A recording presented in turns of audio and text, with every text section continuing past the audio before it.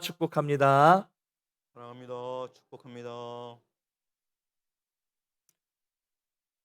지난 시간에는요, 우리가 이 변화산 사건에 대해서 살펴봤습니다. 제자들은 예수님이 놀랍게 변화되신 그 변화산에서 천국의 맛을 맛보기로 경험을 했습니다. 찬란하고 영광스러운 곳, 은혜가 가득한 천국 같은 곳이 너무 좋아서 베드로는 그곳에 초막을 짓고 거기에 머물고 있고 싶다라고 이야기를 했지만, 예수님은 다시 산 아래로 내려가셨습니다. 우리는 세상 속의 소금이고 세상 속의 빛이기 때문에 세상으로 내려가야 한다. 우리는 저 위가 아니라 이 땅에 사명이 있다고 말씀을 드렸어요. 그러므로 먼저 우리가 이 교회가, 여러분이 찾아오신 이 장소가 변화산 같은 곳, 놀라운 영광, 천국, 은혜를 경험하는 곳이 되어야 합니다. 그래서 매주 나오실 때마다 마음의 준비를 하고 나오시고 또 은혜를 충만히 받아야 되고요.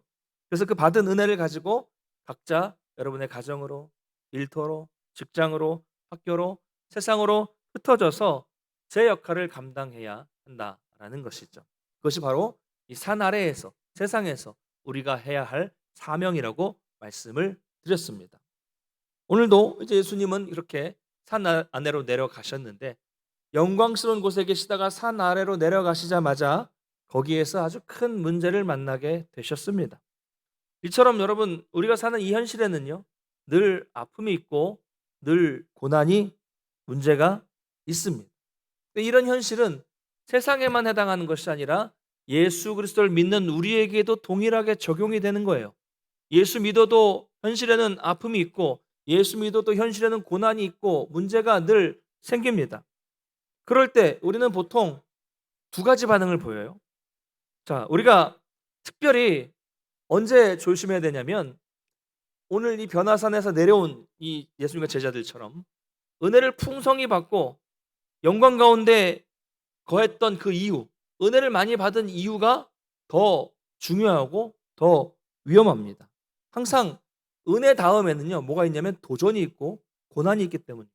제가 말씀드린 것처럼 하나님 우리에게 은혜를 주시는 이유는 뭐라고 말씀드렸습니까? 도전을 이겨낼 수 있도록, 고난을 이겨낼 수 있도록 하시기 위해서 우리에게 큰 은혜를 주신다고 말씀을 드렸습니다. 자, 그래서 은혜 받은 후에 우리가 어떤 큰 도전과 고난을 받게 되면 보통 두 가지 반응을 보이게 됩니다. 첫째 반응은 그냥 넘어지는 겁니다. 지는 거예요. 제가 중학교 때 교회에 아주 뜨거운 기도의 바람과 부흥의 불길이 일어났었습니다. 그래서 매일 중고등학생들이 한 50명, 60명 넘는 아이들이 지하 기도실에서 매일같이 밤 9시부터 11시까지 매일같이 막 기도하는 뜨거운 기도의 불길이 일어났어요. 매일 그랬습니다. 매일. 그래서 그 기도의 불길은 전 교회로 퍼져서 온 성도들이 다 함께 기도하는 그런 놀라운 그 부흥의 역사를 경험을 했어요. 1988년, 89년, 90년 요 사이였습니다. 주변에서도, 동네에서도 믿지 않는 사람들도 "야, 저 교회는 뭐 무슨 일이 있어? 무슨 일이, 특별한 일이 일어났나 보다."라고 막 물어보고 궁금해할 정도로, 불신자들이 다 알 정도로 교회가 막 떠들썩하고 막 그런 뜨거운 기도의 불길이 있었던 거죠. 자, 그렇게 뜨겁게 매일 기도하고 매일 그렇게 풍성하게 은혜 받으면 어때요, 여러분? 매일 행복했을 것 같죠, 제가? 중학교, 고등학교 시절에 늘 행복했을 것 같죠? 네. 매일 은혜 받고 매일 기도하면 그럴 것 같지만 안타깝게도 그렇지만은 않았습니다. 잘 기도하고 그렇게 뜨겁게 기도하고 은혜 받고 집에 돌아가는 길에 그 친구와 함께, 집이 교회 바로 옆에 있었는데도 그 짧은 사이에 친구와 돌아가다가 말싸움을 하고 다툼을 하게 되는 일이 생겨요. 너무 은혜 받아서 "야, 이제 부모님께 효도해야지." 이런 마음으로 딱 집에 들어갔는데 집에 들어가자마자 부모님께 꾸중을 듣고 막 부모님께 화를 내는 일이 생기고, 너무 은혜 받아서 이제 동생한테 좀 화해하고 좀 사이좋게 지내야지. 그런데 갑자기 또 들어가서 동생하고 막 싸우는 일들이 벌어지게 되더라고요. 참 이상해요. 은혜 받아서 정말 이제는 하나님의 뜻대로 순종하며 잘 살겠다 그렇게 결단하고 돌아갔는데, 가장 가까운 사람이, 신앙도 가지고 있는, 너무 가까워서 잘 이해해 줄 것 같은 그 사람이 바로 은혜를 다 까먹게 만들게 되더라는 거죠. 여러분도 아마 다 경험해 보셨으리라 생각합니다. 옆에 앉아 있는 그분들이 다 그렇게 하셨었죠. 예. 그럴 수 있어요. 사탄은 결코 은혜 받았다고 그 사람을 가만히 내버려 두지 않습니다. 어떻게든 건드리고 어떻게든 넘어뜨리려고 하는 거예요. 그런가 하면 또 이런 이 은혜 받은 후의 도전과 이 고난 속에서 이걸 넘어지지 않고 넉넉하게 이겨내는 사람도 있습니다. 이렇게 두 부류예요. 어떻게 이겨냅니까? 은혜를 받았기 때문에 이겨내는 거죠. 평소 같았으면 화내고 막 싸우고 넘어졌을 것인데 놀랍고 풍성한 은혜를 받았기 때문에 은혜 때문에 참고 주님 때문에 참고 견디고 인내하게 되고 그럴 능력이 생기게 되는 것입니다. 바라기는 우리 모든 성도님들도 이 후자처럼 은혜 받았기 때문에 그 은혜로 인해서 날마다 참고 이겨내시는 모든 성도들 되시기를 주님의 이름으로 간절히 축원합니다. 이게 필요합니다. 은혜 받고 참아내는 거, 이겨내는 거. 어쨌든 여러분 이렇게 사탄은 은혜 받은 바로 그때를 노린다는 것을 꼭 기억하셔야 합니다. 그러므로 우리는 늘 영적으로 긴장하고 있어야 돼요. 안심하고 방심하면 바로 그 순간 넘어지기 때문입니다. 자, 그렇다면 예수님이 산 아래에 내려오셔서 문제를 만났는데 그 문제, 산 아래에서의 문제는 무엇이었습니까? 한 사람이 예수님 앞에 나와서 엎드립니다. 그리고는 간질에 걸린 자신의 아이를 고쳐달라고 간구하죠. 이 간질이라는 헬라어에는요, 이 달빛의 홀리다, 달빛의 홀리다라는 그런 의미를 가지고 있습니다. 그러니까 이거는 과학적이지 의학적인 게 아니죠. 과거에는 이 간질과 같은 어떤 이상 증세가 생기는 이유가 달이 떠서 달이 차고 기우는 현상에 따라서 이 사람들의 어떤 간질이라든지 어떤 이상 증세들이 영향을 받는다는 이런 민간 신앙이 있었기 때문에 이런 단어가 생긴 겁니다. 의학적인 건 아닙니다. 이것은 어디까지나 이 무지한 사람들이 보는 관점이었고요. 오늘 본문을 보면 이 아이들이 불에도 자주 넘어지고 물에도 자주 넘어졌다고 말을 하고 있고요. 예수님은 이게 간질이 아니라 귀신 들린 것이다 라고 말씀을 하십니다. 자, 같은 본문을 다루고 있는 오늘 마가복음을 좀 자주 볼 텐데요. 마가복음을 보면 이 아들은 아주 어릴 때부터 이 고통을 겪었다고 말씀하고 있습니다. 그러니 부모의 마음이 어땠을까요? 정말 마음이 찢어지는 것 같은 그런 안타까운 마음이었을 겁니다. 아마 이 아이는 정말 이 아이들을 어떻게든 고치기 위해서는 할 수 있는 것이라고는 다 하면서 그렇게 오랫동안을 힘겹게 살아왔을 거예요. 지쳐 있었을 것입니다. 이런 지쳐 있는 상황 속에서 예수님에 대한 소식을 듣고 예수님께로 찾아간 거죠. 근데 마침 예수님은 그곳에 계시지 않았습니다. 어렵게 찾아왔는데 안 계시는 거예요. 어쩔 수 없이 아이 아버지는 산 아래에 남아 있었던 제자들. 산 위에는 3명이 올라갔죠. 베드로, 야고보, 요한이 올라갔으니까 아래는 아마 9명의 제자들이 남아 있었을 것입니다.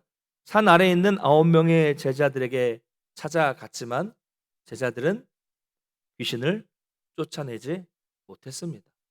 쫓아낼 능력이 없었던 거죠. 이상하죠? 여러분, 제자들은 이미 귀신을 내어 쫓을 수 있는 권능을, 그 권세를 예수님께 받았습니다. 이미 받았어요. 능력이 있었어요. 마태복음 10장 1절을 한번 읽어보겠습니다. 같이 읽겠습니다. 시작. 예수께서 그의 12제자를 부르사 더러운 귀신을 쫓아내며 모든 병과 모든 약한 것을 고치는 권능을 주시니라. 아멘.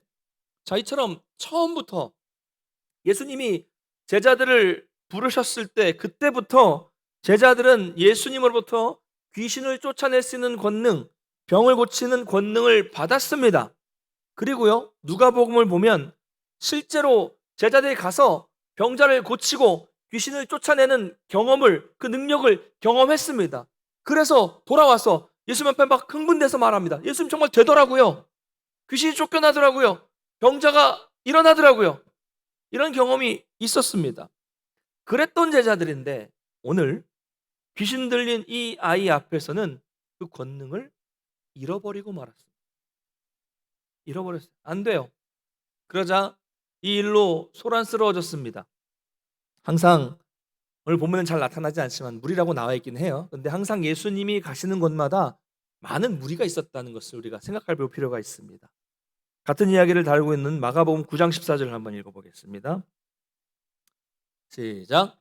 이에 그들이 제자들에게 와서 보니 큰 무리가 그들을 둘러싸고 서기관들이 그들과 더불어 변론하고 있더라. 아멘.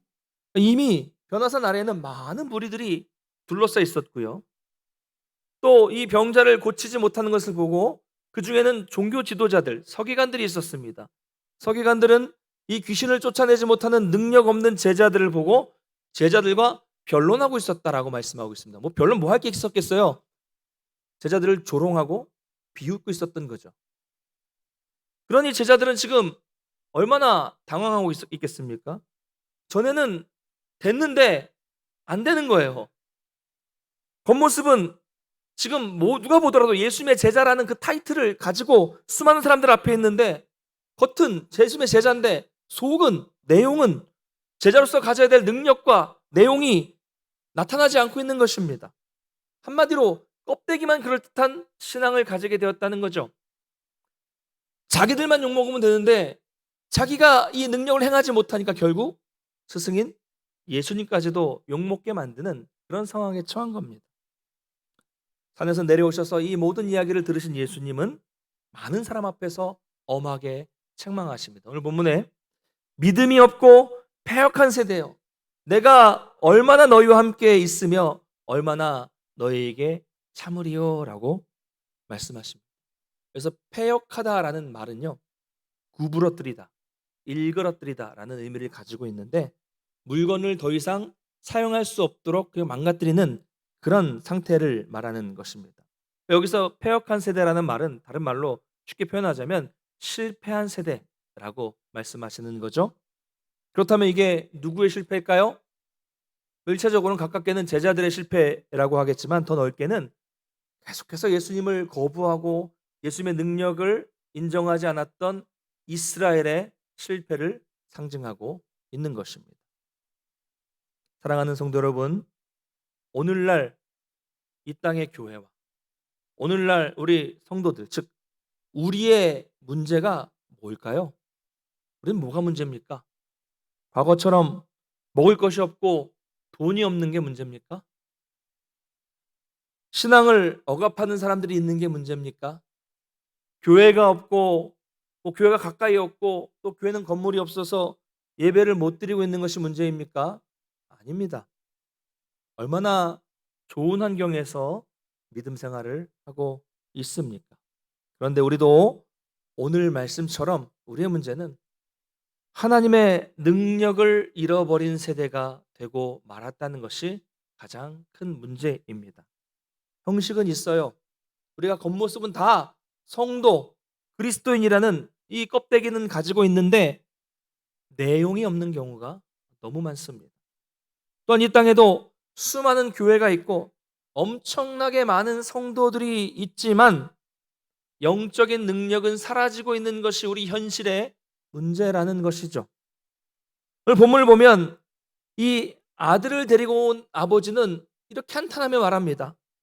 예수님한테 말합니다. 내가 주의 제자들에게 데리고 왔지만 능히 고치지 못하더이다. 이렇게 얘기를 합니다. 여러분, 이 아버지처럼 오늘날 많은 사람들은 자기 인생의 고민과 문제를 안고 교회에 나옵니다. 내가 이것도 안 되고 저것도 안 되는데 교회 나가면 이 문제가 좀 해결될 수 있지 않을까라는 이런 막연한 심정을 가지고 교회 나오는 거예요. 근데 교회에 점점 능력이 사라지고 있어요. 그러면 그렇게 교회 나온 분들이 오늘 본문에 나오는 이 아버지처럼 이렇게 말하지 않을까요? 내가 주의 제자들에게 라고 말한 것처럼 내가 주의 교회에게 데리고 왔지만 교회는 능히 고치지 못하더이다. 교회는 해결하지 못하더군요. 이러지 않을까요? 여러분, 왜 이렇게 됐을까요? 왜 교회가 능력을 잃어버리고 왜 교회들이 형식만 남게 되었을까요? 오늘 제자들은 너무나도 당황스러워서 그 많은 무리 앞에서 차마 물어보지 못하고 따로 나중에 조용히 예수 앞에 가서 이렇게 묻습니다. 주여, 우리는 어찌하여 쫓아내지 못하였습니까? 주여, 나는 왜 못하였습니까? 여러분, 바로 오늘 이 질문이 제가 여러분과 함께 우리가 함께 고민해 보고 싶은 저의 질문입니다. 왜 우리는 능력이 없을까요? 왜 우리는 고치지 못하고 왜 나는 쫓아내지 못하는 것일까요?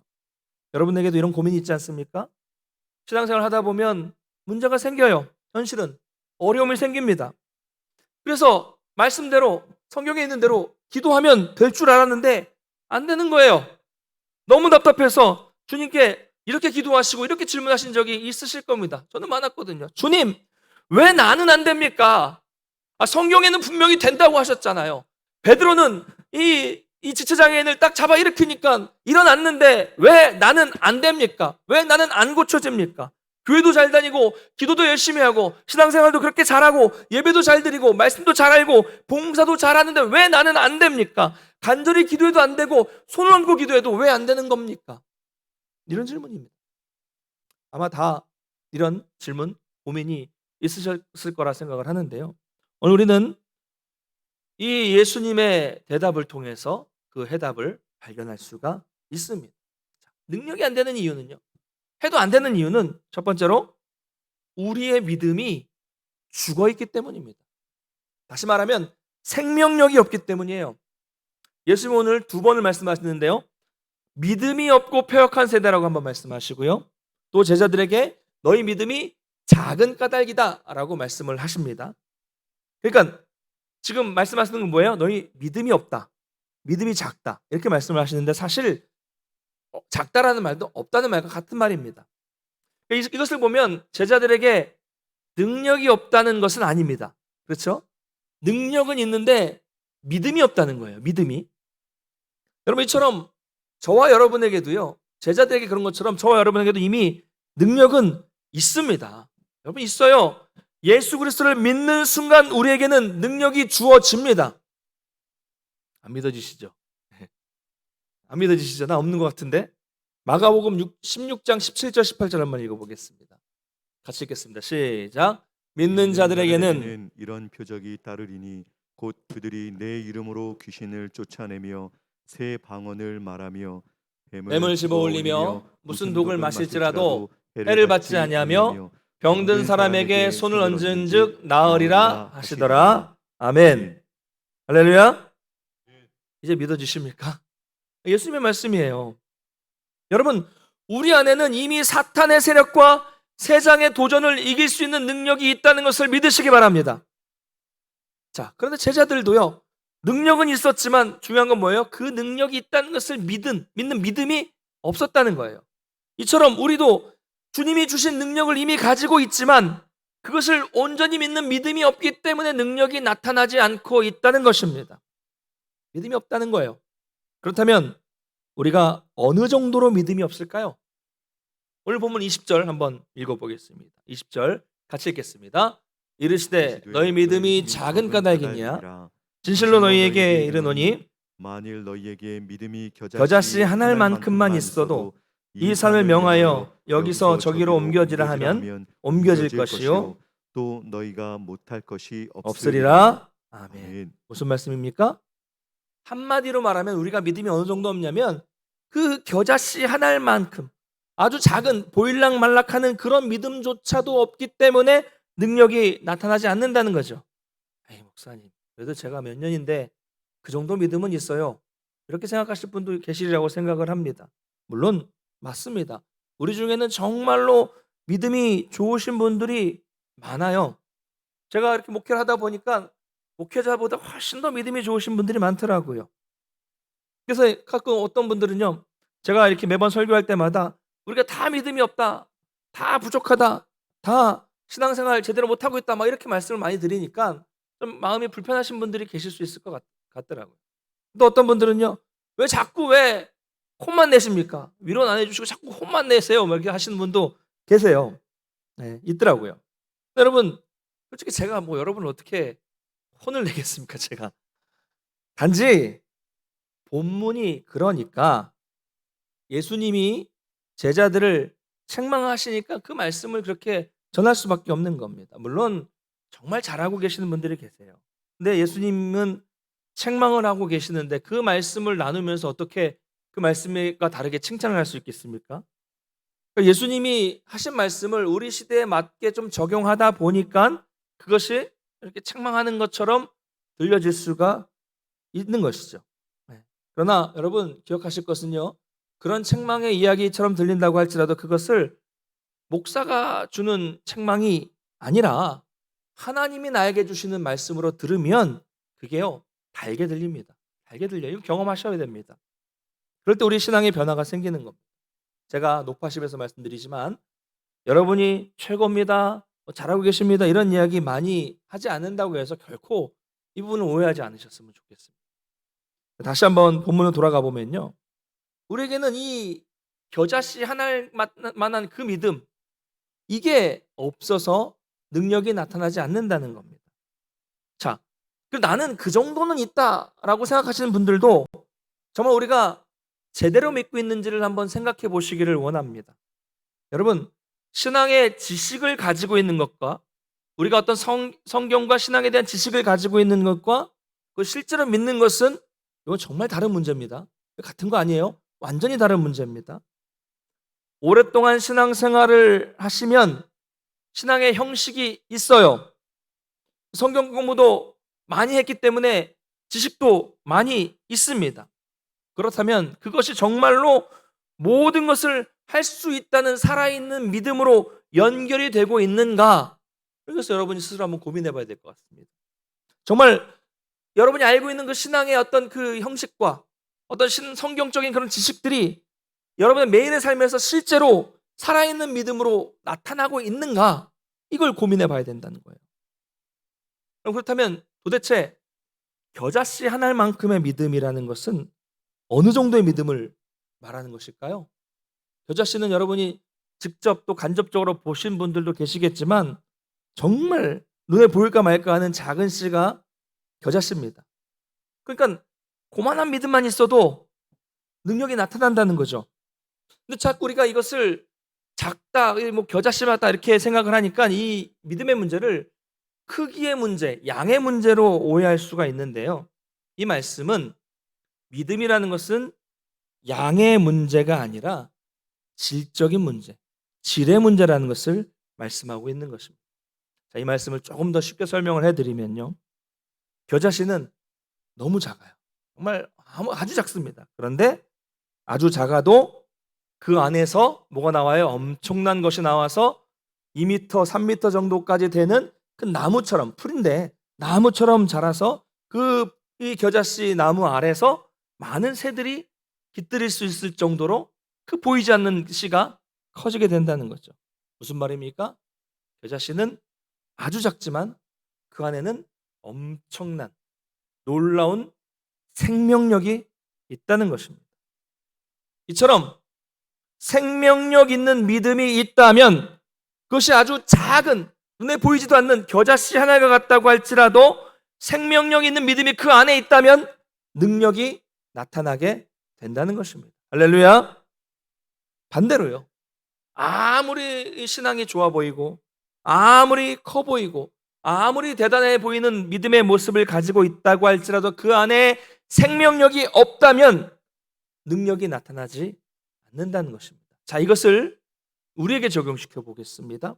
우리에게는 지금 이 좋은 건물이 있어요. 또 여기 이렇게 많은 분들이 계십니다. 직분을 가진 분들도 많이 계시고요. 또 좋은 환경을 가지고 있고요. 또 엄청난 교회의 어떤 이 조직을 가지고 있습니다. 한국 교회가 대부분 그렇죠. 그런데 그 안에 가장 핵심적인 것, 이것보다 더 중요한 건 뭐예요? 핵심적인 건 뭐? 바로 생명력 있는 참된 믿음이 있어야 한다는 거죠. 이게 점점 사라지고 있으니까 교회에 능력이 나타나지 못한다는 겁니다. 바라기는 저와 여러분의 믿음이 겉모습만 이렇게 화려한 그런 믿음이 아니라 정말 생명력 있는 진짜 믿음을 갖게 되시기를 주님의 이름으로 간절히 축원합니다. 자, 능력이 나타나지 않는 두 번째 이유는 오늘 기도가 없었기 때문이다라고 말씀하고 있습니다. 오늘 21절에는요. 없음이라고 되어 있죠. 근데 아래 난하주를 보시면 여러분 성경에도 다 있습니다. 어떤 사본에는 기도와 금식이 아니면 이런 유가 나가지 아니하느니라 라고 기록되어 있다고 합니다. 그리고 꼭 이 내용이 아니더라도 누가복음을 보면 마가복음 9장에도 보면 기도 외에는 다른 것으로는 이런 종류가 나갈 수 없느니라 라고 말씀하고 있습니다. 기도가 중요하다는 거죠. 여러분, 우리는 신앙생활하면서 정말 많은 기도를 합니다.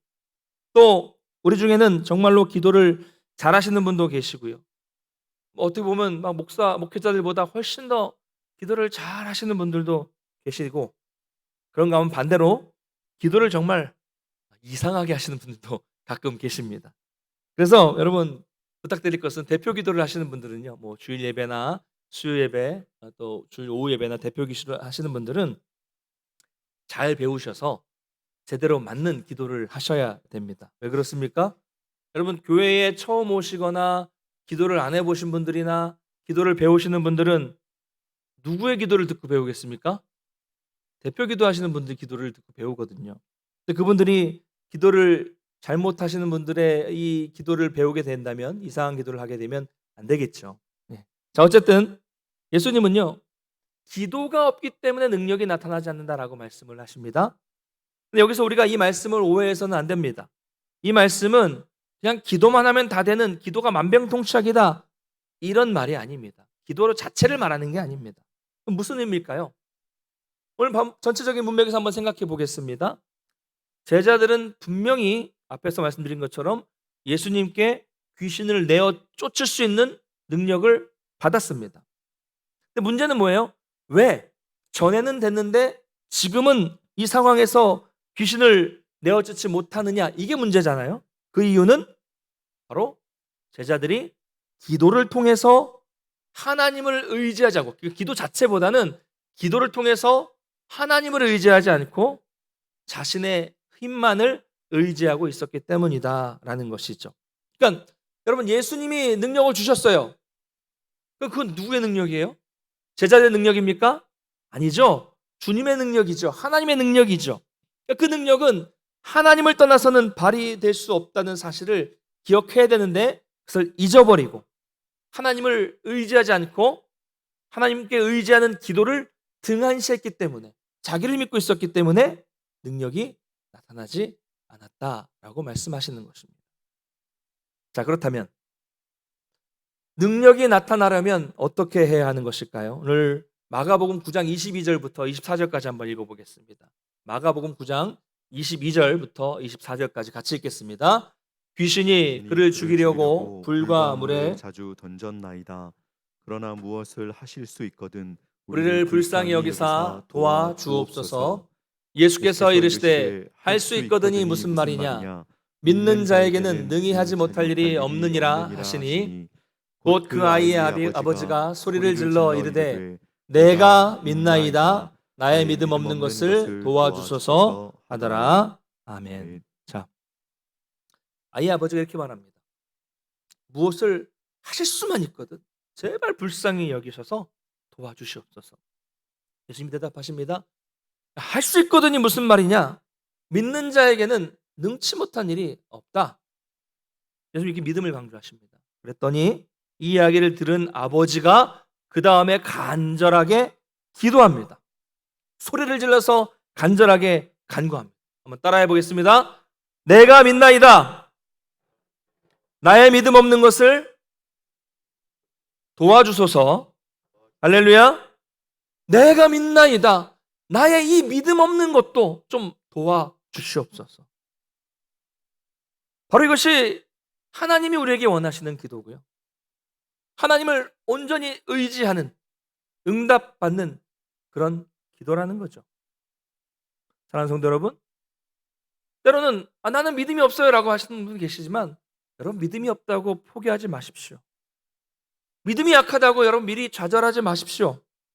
오늘 이 아버지처럼 믿음이 없는 분들은요, 주여 나를 좀 불쌍히 여겨주셔서 믿음이 생길 수 있도록, 믿을 수 있도록 도와달라고 하나님께 간절히 요청하시라는 거예요. 하나님을 의지하시고 믿음이 없어도 내가 지금 믿음이 없지만 나는 말씀대로 믿고 나가겠습니다 라고 선포하며 나가시라는 겁니다. 여러분, 우리의 기도는요, 어떤 화려한 언변이나 우아한 표현이나 꼭 그런 기도일 필요는 없습니다. 여러분의 기도가 서툰 표현이어도 좋고요, 거칠어도 거친 소리로 부르짖어도 좋습니다. 중심에는 이 간절함, 나의 이 믿음 없는 것을 좀 제발 좀 도와주세요, 이 간절함이 있어야 한다는 거죠. 예수님은 내가 믿나이다, 나의 믿음 없는 것을 좀 도와주세요 라는 이 간절한 기도를 들으시고 귀신을 쫓아내 주셨습니다. 할렐루야. 이 간절한 기도를 들으시고 그 후에 능력이 나타나게 된 거죠.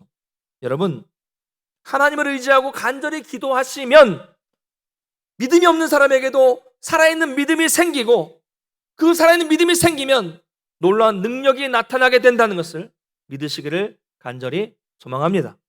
말씀 맺겠습니다. 사랑하는 성도 여러분, 믿음과 기도는 다른 단어인 것 같지만 사실은 이것이 연결되어 있는 것입니다. 기도는 누가 합니까? 하나님을 믿는 사람이 하는 거예요. 기도를 안 한다는 건 엄밀하게 말하면 하나님을 제대로 못 믿는다는 거죠.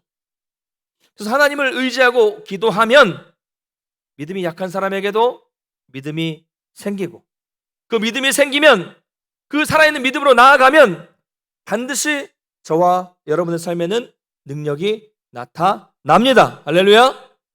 바라기는 생명력 있는 믿음을 갖게 되시길 바라겠고요, 생명력 있는 믿음으로 하나님을 의지하는 간절한 기도를 하셔서 이 세상 속에서 놀라운 하나님의 능력을 경험하시는 저와 여러분과 우리 교회가 되기를 간절히 소망합니다. 한 주간도 이 놀라운 능력으로 승리하시기를 간절히 축원합니다. 자리에서 일어나셔서 찬양하고 기도하겠습니다. 전능하신 나의 하나님 아버지,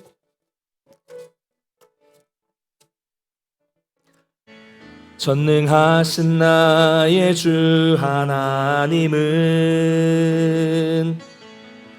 능치 못하실 일 전혀 없네.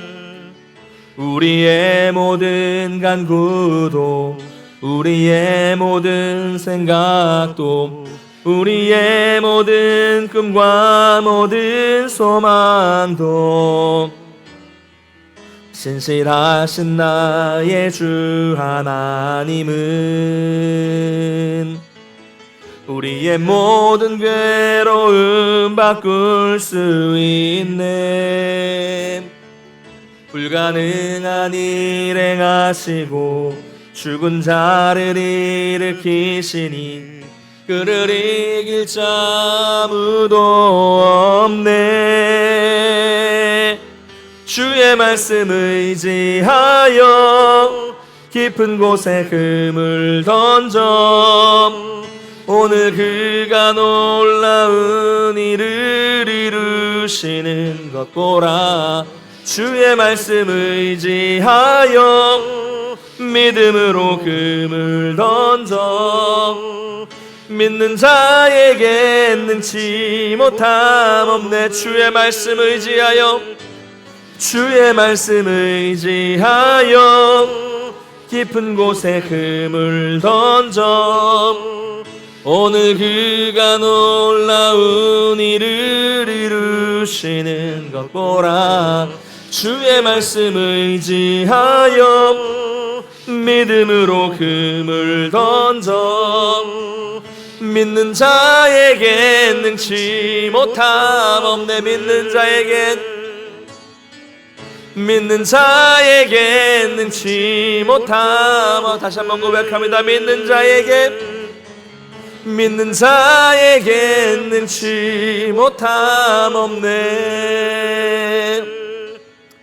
사랑하는 성도 여러분, 시간 한번 기도하기를 원합니다. 말씀을 생각하면서 기도하실 때 오늘 이 아버지처럼 주여 나의 믿음 없음을 불쌍히 여겨주셔서 나에게 큰 믿음 허락해 주시고 생명력 있는 참된 믿음을 가질 수 있도록 주여 나를 도와 주시옵소서. 간절하게 여러분의 믿음을 위해서 기도하기를 원하겠고요, 또 내가 하나님을 향한 이 믿음을 가지고 기도하게 해주셔서 기도 자체를 믿는 것이 아니라 기도를 들어주시는 하나님의 능력을 믿고 기도할 수 있도록 도와주셔서 하나님을 깊이 의지하게 해주시고 그로 인해서 놀라운 능력이 나타나는 것을 몸소 체험하는 나의 삶이 될 수 있도록, 우리 가정이 될 수 있도록, 우리가 교회가 될 수 있도록 인도해달라고 함께 우리 말씀을 기억하면서 간절하게 기도하며 나가겠습니다. 같이 기도합니다. 참 좋으신 하나님 아버지의 사랑을 정말로 감사를 드립니다. 오늘 말씀을 통해서 정말로 우리가 어떤 믿음을 가져야 되는지를 다시 한번 돌아볼 수 있도록 인도하시니 정말로 감사를 드립니다. 하나님, 네 아들의 아버지처럼 우리가 간절히 기도하며 나아가기를 원합니다. 믿음이 없다고 포기하지 않도록 붙잡아 주시고, 믿음이 약하다고 좌절하지 않도록 붙잡아 주시고, 간절하게 부르짖을 수 있도록 도와주시옵소서. 주여, 내가 믿나이다. 나의 믿음 없음을 불쌍히 여겨주시고 나에게 믿음을 허락하여 주시옵소서. 주님, 우리에게 아버지의 약한 믿음을 아버지 강하게 해주시고, 그래서 우리 가운데 생명력 있는 참된 믿음을 가지고 살아갈 수 있도록 주여 우리에게 믿음을 더욱 허락하여 주시옵소서. 이 연약함을 불쌍히 여겨주시고, 이 믿음이 없음을 불쌍히 여겨주시고, 나약하고 넘어진 우리를 불쌍히 여겨주셔서 간절함으로 주 앞에 나갈 수 있도록 도와주시고, 간절히 믿음으로 기도할 때에 놀라운 역사가 나타나도록 주님 인도해 주시옵소서.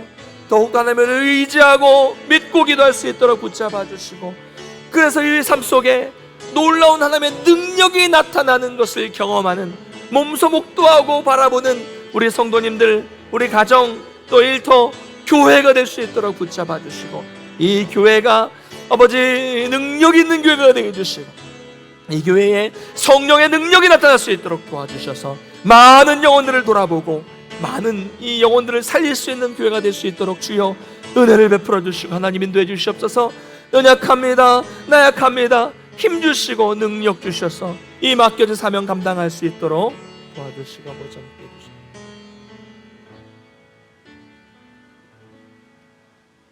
참 좋으신 하나님 아버지, 오늘도 말씀을 통해서 우리의 신앙을 또 깨달을 수 있도록 인도하시니 감사를 드립니다. 이 시간 간절히 기도합니다. 능력이 나타나지 않는 우리의 삶, 능력이 나타나지 않는 우리의 신앙, 우리 교회의 모습을 보면서 우리가 하나님 앞에 겸손하게 나아가기를 원합니다. 믿음이 없다고, 연약하다고 좌절하거나 낙심하거나 포기하지 않도록 도와주시고, 주님 앞에 간절히 엎드려서 주여, 나의 믿음 없음을 불쌍히 여겨주시고, 나의 연약함을 불쌍히 여겨주시고, 나에게 믿음을 허락해달라고 정말 기도하며 나아갈 수 있도록 도와주셔서 우리 가운데 생명력 있는 참된 믿음이 생겨날 수 있도록 주님께서 인도해 주시옵소서. 주님, 하나님을 믿는 믿음을 가지고 주 앞에 기도하며 나아갈 수 있도록 도와주셔서 하나님을 깊이 의지하고 참된 믿음을 가져서 우리의 일상의 삶 속에 놀라운 하나님의 능력이 나타나는 우리 개인의 삶과 우리 교회가 될 수 있도록 주여 은혜를 베풀어 주시옵소서. 주님, 우리 교회가 능력이 나타나는 교회가 되게 하여 주시옵소서. 성령의 역사가 나타나는 교회가 되게 하여 주시옵소서. 많은 상처받은 영혼들이 이곳에 나와서 구원을 경험하는 역사가 나타나도록 이 교회를 붙잡아 주시고 은혜를 베풀어 주시옵소서. 이 교회를 드나드는 우리 모든 성도들이 하나님의 놀라운 능력을 맛보아 알 수 있는 은혜가 나타나도록 도와주셔서 우리 교회가 귀한 역할을 이 지역에서 감당할 수 있도록 주님께서 인도해 주시옵소서. 돌아갑니다. 한 주간도 하나님 함께 해주시고 더욱더 큰 믿음 주시고 동행해 주셔서 우리의 한 주간의 삶 속에도 놀라운 하나님의 역사와 능력이 나타날 수 있도록 도와주셔서 그것을 바라보며 승리할 수 있는 우리 모든 성도들 될 수 있도록 도와주시옵소서. 육신의 약함 가운데 있는 성도들 불쌍히 여겨주셔서 회복시켜 주시고 경제적인 문제, 인간 간의 관계 문제들, 여러 가지 문제들로 인해서 고통받고 있는 성도들을 위로하여 주셔서 깨끗하게 낫게 해주시고 회복되는 역사가 나타나도록 인도하여 주시옵소서. 감사드리며 예수님의 이름으로 축복하며 기도드리옵나이다. 아멘. 이제는 우리 주 예수 그리스도의 은혜와 하나님 아버지의 크신 사랑하심과 성령님의 교통케 하시는 역사가 우리의 연약함, 우리의 부족함을 하나님 앞에 아뢰고 불쌍히 여겨달라고 간구함으로써 참된 믿음을 가지고 또 기도의 능력으로 이 땅에서 놀라운 능력을 경험하며 살기를 결단하는 모든 성도들 머리 위에, 가정과 또 생업과 자녀 위에, 주의 몸된 교회 위에 이제로부터 영원토록 함께 있을지어다.